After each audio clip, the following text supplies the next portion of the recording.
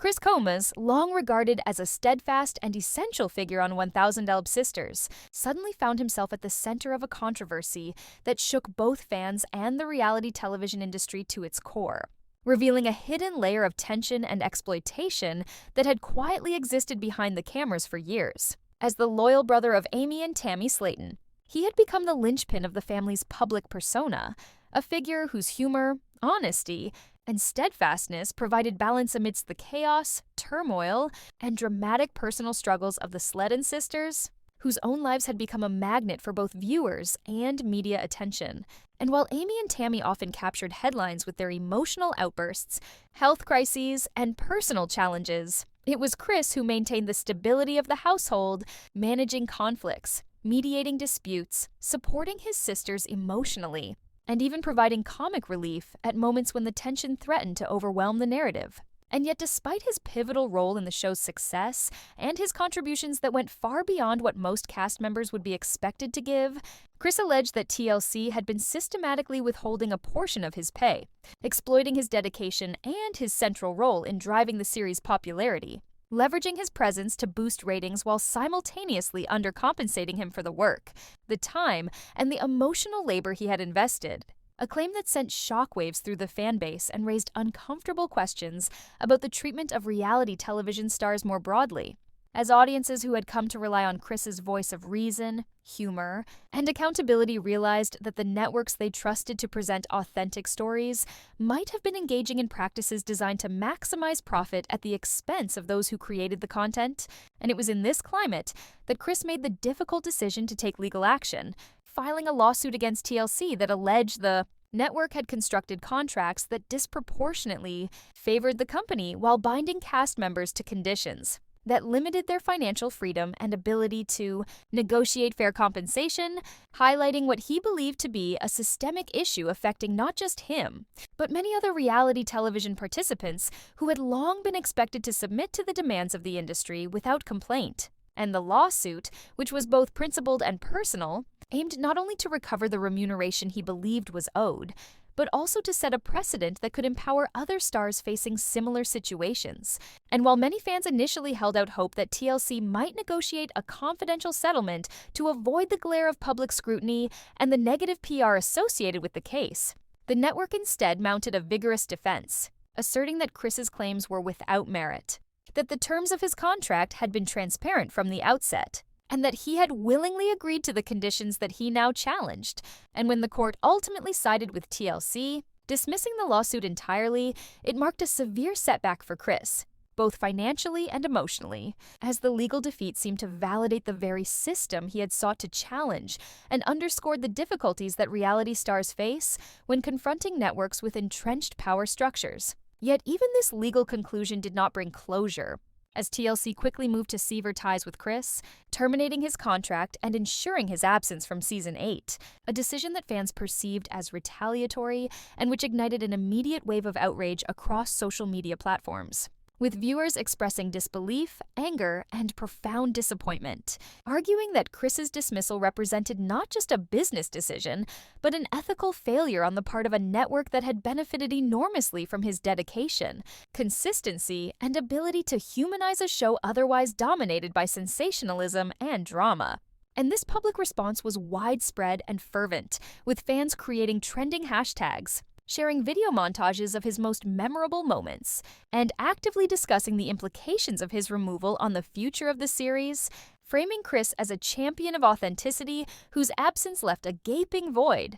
as he had long functioned not only as a mediator within the family, but also as the moral and emotional center that allowed viewers to connect with the show on a deeper level. Recognizing that his contributions went beyond mere entertainment to provide insights into family dynamics, resilience, and the challenges of health, personal growth, and responsibility. And in examining the larger ramifications of his conflict with TLC, industry observers noted that his experience reflected broader issues endemic to reality television, where contractual opacity, unequal power dynamics, and a focus on ratings and profitability often place cast members in vulnerable positions, subjecting them to intense scrutiny, long hours, and emotional strain without commensurate reward. And Chris's case, while specific to his circumstances, became emblematic of the struggles faced by countless reality stars who, despite being central to a show's appeal, remain constrained by legal and corporate frameworks that prioritize network interests over fairness,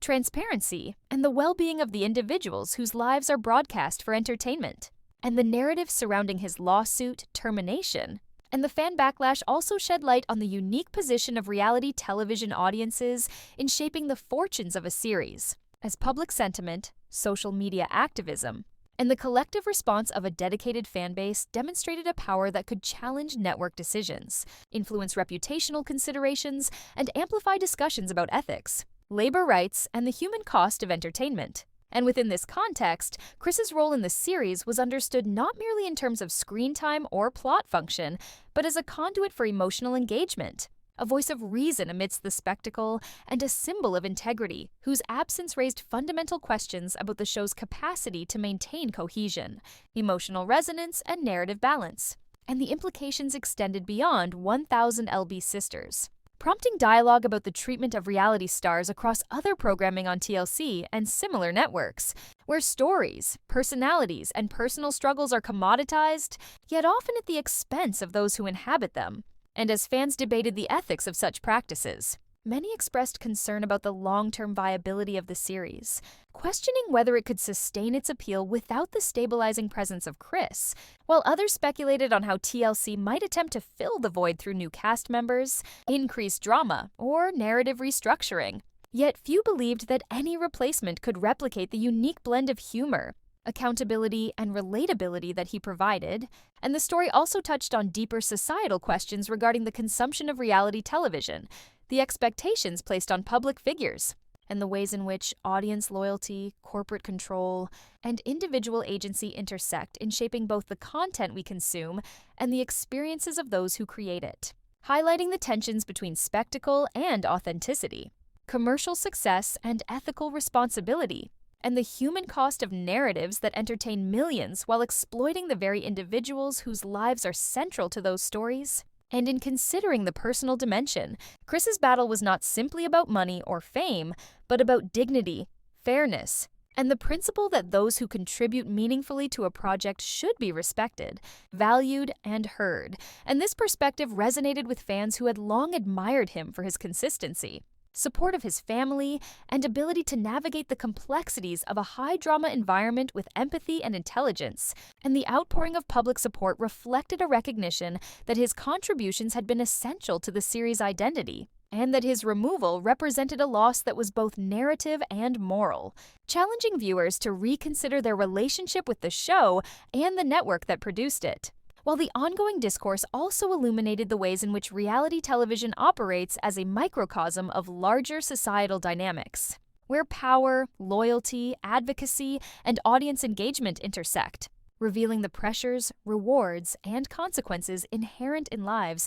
lived partially in public. And as the dialogue continued across social media, fan forums, and news outlets, Chris's story became a focal point for discussions about accountability, corporate responsibility, and the ethics of entertainment, illustrating that even when legal mechanisms fail to provide redress, the court of public opinion can assert influence, shape narratives, and hold organizations accountable in ways that transcend formal proceedings. And this multi-layered impact demonstrated that Chris's experience was significant not only for the immediate implications for 1000 LB Sisters, but also as a case study in the broader dynamics of fame, labor, and fairness in reality television, providing lessons for both industry professionals and audiences about the value of integrity, the risks of challenging established systems, and the enduring power of authenticity to resonate with viewers and catalyze discussion. And it became evident that Chris's absence from Season 8 was not merely a production detail,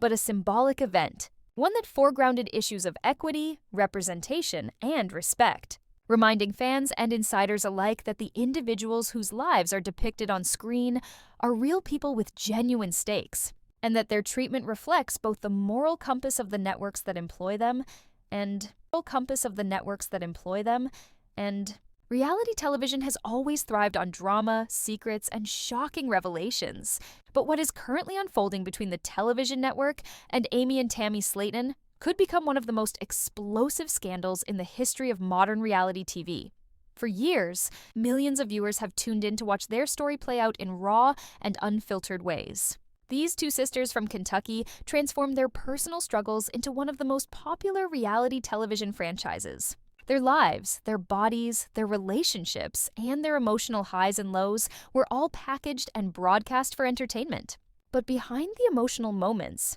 the viral clips, and the unforgettable story arcs, a battle has been brewing, one that has now erupted into a lawsuit involving unpaid earnings, accusations of breach of contract, and claims of exploitation. The network's lawsuit alleges that Amy and Tammy have breached their agreement by refusing to film the upcoming season of their show. In response, Amy has reportedly claimed that the network owes them $50,000 in unpaid earnings. That figure has become the flashpoint in a conflict that touches on money, power, control, and the often hidden mechanics of reality TV production. To understand how everything reached this boiling point, it's necessary to go back to the beginning of their